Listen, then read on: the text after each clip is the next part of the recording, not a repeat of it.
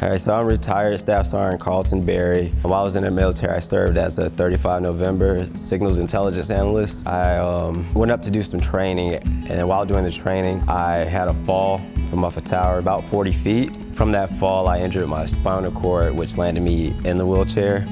I woke up in the hospital. There was a blanket over my lower body. I didn't realize I was paralyzed from the waist down. It kind of hit me real hard, and I went to that depressed mood. I didn't want to talk to anybody, didn't want to be around anybody. It affected the family life really bad because I wasn't communicating with anyone. I think that's what kind of led me into having a divorce, just not really understanding how to let people know what I needed. So I was going through therapy at the VA for PTSD, going to see my therapist there. She mentioned to me about a program here called Rise Up, and which deals with equine, learning how to ride horses. To be able to see the growth of an individual from the beginning to end just solidifies that what I'm doing here is meaningful. Those who come that have no horse experience, and after 3 months or so, they come in their cowboy hats and their flannel shirts and their cowboy boots, and they're just ready, ready to ride, ready to participate. Walked around the stable and met each horse, and we went through the process of letting the horse choose me. As we did that, it was one horse that kind of just stood out and stuck his head out the window, and that horse's name was Ryder. When I grabbed his reins to bring him out, he just kind of let me lead him on out. And that's when I kind of realized, okay, they feel you're loyal to them, then they're gonna follow your lead. So one of the most powerful moments that I've had here is a gentleman who said, wow, the first time I remember feeling like that man was before I went into the service. He said, I thought that part of me was gone. So we're reconnecting them to parts of themselves that they have lost touch with, and that's just a powerful place to be. I hadn't rode a horse in probably 10, 15 years, and being in a wheelchair, it was just a whole nother experience. So I was like, all right, if I get on this horse, is it gonna knock me off? And so I was kind of nervous, but I just trusted the process, took the reins, and was like, all right, let's go. Their confidence level just goes through the roof. So I was just thinking yesterday when we were doing a therapy session, they walked up and they grabbed the horse, walked it over to the cross ties, started brushing them. And the first day, they were too hesitant to grab the halter and put it on the horse's head.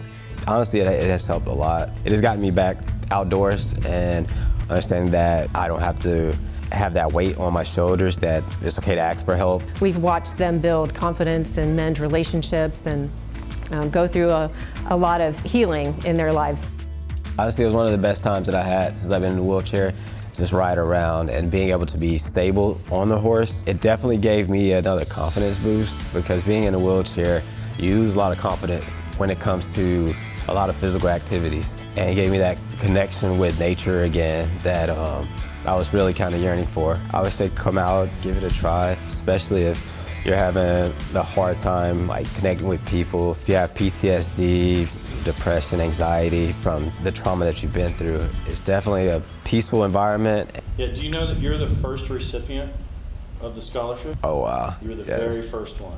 So yeah, I didn't know that. Yeah, that's congratulations.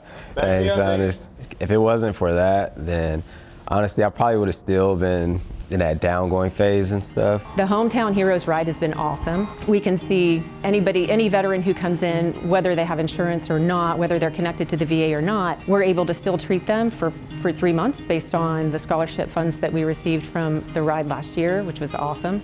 Yeah, so Builder's Care, Eric, he showed me a spa tub and with a door on it, and when I saw it, I was kind of amazed, because I was like, I hadn't ever seen one before, so it's the perfect height to be able to just transfer from my chair, especially with the injury and nerve damage and everything.